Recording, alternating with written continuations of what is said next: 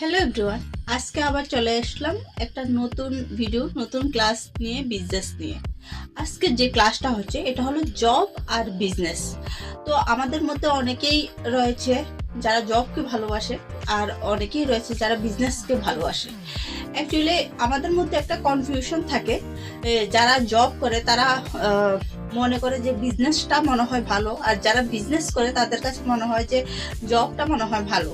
প্রত্যেক মাসে একটা যে একটা স্যালারি এটা নিশ্চিত আসবে। আর যারা জব করে তারা ভাবে যে যে তারা বিজনেস করছে, day by day per day তাদের টাকা আসছে, তাদের জন্য বিজনেস ভালো।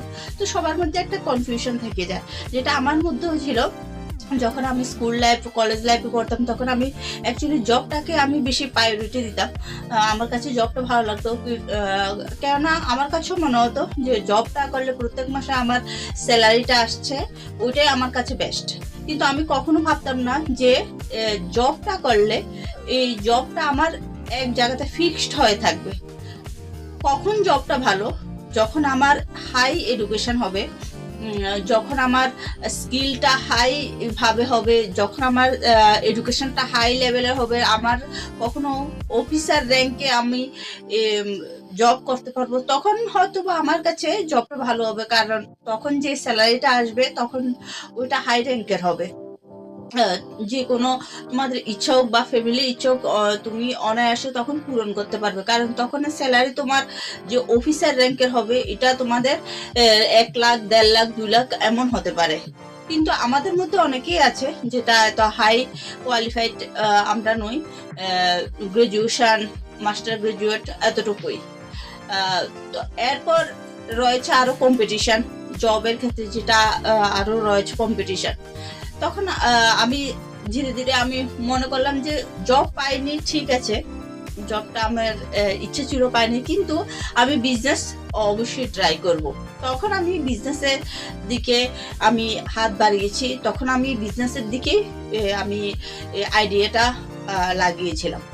কারণ আমি বিজনেসকেই তখন ফার্স্ট প্রায়োরিটি হিসাবে বিজনেসকেই তখন ধরেছিলাম, যে জব পেতেই হবে এমন তো না, আমার বিজনেসও আমার যদি আমি ওই হিসাবে আমি আইডিয়া দিতে পারি, আমার বিজনেসও ডে বাই ডে গ্রো করতে পারে। তো আজ থেকে প্রায় 10 বছর আগের কথা এগুলা। তো তোমাদের মধ্যে অনেকেই আমাকে বলেছে যে জব না বিজনেসটা ভালো। আমি বলবো যে বিজনেসটা ভালো। কারণ বিজনেসের মধ্যে তুমি তুমি হলে তুমি নিজের বস। মানে তুমি বিজনেসটা তোমার, তুমি যত টাকায় দিয়েই তুমি বিজনেসটা শুরু করেছো, এমন না যে আমি সবসময় বলি যে বেশি টাকা দিয়ে বিজনেসটা শুরু করতে হবে এমন কোনো কিন্তু না। তুমি কম টাকা দিয়েও বিজনেসটা একবার শুরু করো, শুরু করাটা হলো মেইন। তুমি যখন শুরু করবে বিজনেসের ক্ষেত্রে হলেও তোমার নতুন নতুন যে আইডিয়াগুলো তোমার ওইগুলো লাগাতে হবে। তুমি সব সময় যে একই আইডিয়াতে তোমার বিজনেস চালাবে, তাহলে কিন্তু বিজনেস করাটা হবে না। কিন্তু জবের ক্ষেত্রে একটা একটা নিশ্চিত একটা বেতন, যে স্যালারি আমরা বলি, স্যালারিটা যেটা আসছে আহ, প্রত্যেক মাসে, এটা নিশ্চিত যে আমার 5,000 যদি স্যালারি হয় বা 10,000 যদি স্যালারি হয়, এটা আসবে সবসময়, এটা আসতে থাকবে। এটার জন্য তোমাদের টেনশন হবে না, ঠিক আছে, এটার ক্ষেত্রে জবটা ভালো। কিন্তু বিজনেসের ক্ষেত্রে তুমি যেমন আরেকটা ধরো, আমি ধরো ডিজাইনের কাজ জানি, বা কেউ পার্লারের কাজ জানে, কেউ হয়তো কেকের কাজ জানে, বিভিন্ন জনে বিভিন্ন ধরনের বিজনেস করছে। শুধুমাত্র আমি আমার ডিজাইনটা সবার সামনে নিয়ে আসলাম, সবসময় আমি আমার ডিজাইনগুলো সবার সামনে প্রকাশ করলাম, এটা কিন্তু না। বা সবার সামনে কেকের কি ডিজাইন হবে, কেকেরও একটা ডিজাইন থাকে, বা একটা পার্লার আছে, পার্লারেরও একটা হেয়ার স্টাইলের ব্যাপার থাকে, বিভিন্ন মেকআপের ব্যাপার থাকে। তো আমরা যদি শুধুমাত্র আমাদের যা ভালো লাগে তা লোকের সামনে আমরা নিয়ে আসি, তা কিন্তু হবে না। আমাদের মাইন্ড রিড করতে হবে যে আমার কাস্টমার কি চাইছে। এটা হোক, এটা টেইলারিং হোক, এটা পার্লার হোক, এটা কেক বিজনেস, যে কোনো বিজনেস হোক, আমার কাস্টমার কি চাইছে এটা আমাদের অবশ্যই মাইন্ডে রাখতে হবে। আর ধরো কোনো কাস্টমারের কোনো ডিজাইন ভালো হচ্ছে না, বা এটা যখন আমি ডিজাইনটা নিয়ে আসবো এটা ভালো লাগবে না, তখন তুমি কাস্টমারকে বুঝাতে হবে যে দেখো এই ড্রেসটা তুমি ঠিক আছে, এই ড্রেসটা তুমি বানাতে দিয়েছ, বা এই মেকআপটা তুমি তুমি করতে বলেছো, তোমার ফেসের সঙ্গে এই মেকআপটা মানাবে না, এটা তোমার কাস্টমারকে বলে দিতে হবে আগে থাকতেই। তখন এইভাবে আমাদের বিজনেসটাকে নতুন ভাবে আইডিয়া দিতে হবে। শুধুমাত্র একটা আইডিয়াতে কোনো বিজনেস কখনো গ্রো করতে পারবে না। ডে বাই ডে আমাদের আইডিয়াগুলো চেঞ্জ করতে হবে, ডে বাই ডে আমাদের আইডিয়াগুলো আমাদের কাস্টমার কি চাইছে ওইগুলো লাগাতে হবে, তাহলে আমাদের বিজনেসটা অবশ্যই গ্রো করবে। তুমি দেখবে যে কোনো জবের ক্ষেত্রে কিন্তু এত ফেসিলিটি থাকে না, যেটা বিজনেসের ক্ষেত্রে আমরা ফেসিলিটি আমরা পেয়ে থাকি। জবের ক্ষেত্রে তুমি কারো আন্ডারে কাজ করছো, ফিক্সড টাইম স্যালারি আসছে, তুমি লাইফস্টাইলটা তোমার নর্মাল হচ্ছে।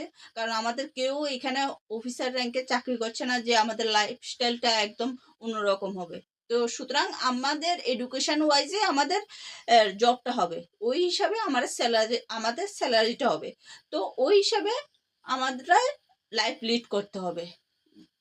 জবের ক্ষেত্রে একটা কথাই বলবো, জবের ক্ষেত্রে ফিক্সড রয়েছে, বিজনেসের ক্ষেত্রে কোনো ফিক্স নেই। আজ যেটা 5,000 এটা 10,000ও হতে পারে বা 3,000ও হতে পারে। আর জবের ক্ষেত্রে অবশ্যই তোমাদের মাইন্ডটা তোমরা ইউজ করতে পারো না, অর্ডার হিসেবে কাজ করতে হবে। কিন্তু বিজনেসের ক্ষেত্রে অবশ্যই তোমার ডে বাই ডে তোমার মাইন্ড ইউজ করছে, তোমার চিন্তাধারাগুলো বদলাচ্ছে, মার্কেট এখন কোন দিকে যাচ্ছে তুমি দেখতে পাচ্ছ, বা কাস্টমার কি চাইছে এগুলো তোমাদের অবশ্যই ধ্যানে রাখতে হবে।